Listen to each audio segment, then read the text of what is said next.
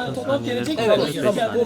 heyet halinde Hasırcımızın sorunlarının farkındayız. Muhtarımız Şükrü abiyle çok sıkı bir irtibat halindeyiz.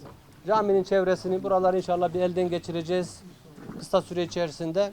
Ara yolları şu anda bir kırsalda biraz çalışmaya yoğunluk verdik.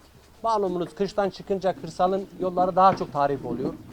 Bütün ekiplerimiz orada yoğun bir hummalı çalışma yap. İnşallah bu ay sonunda Dağköy'lerdeki acil sorunları, bu yol işlerini bitirip bu bölgede bizim ova köylerimizde, mahallelerimizdeki inşallah o eksik kalan yollarımız var.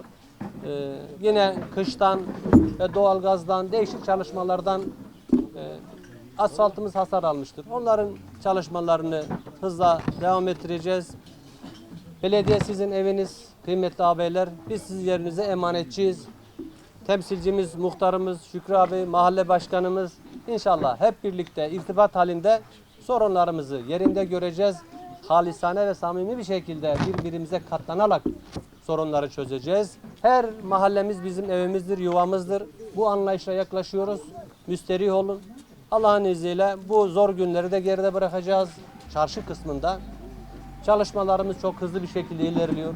Allah'ın izniyle yılbaşına doğru bu çarşı inşaatları %60 oranında bitmiş olacak. Belki 2-3 bin dükkanımız esnafıyla buluşacak. Hemen akabinde çok kısa süre Saray Mahallesi'ndeki yerine dönüşüm temelleri atılacak. Bir taraftan Niyazi Mısri bölgesinde kazma vurulacak.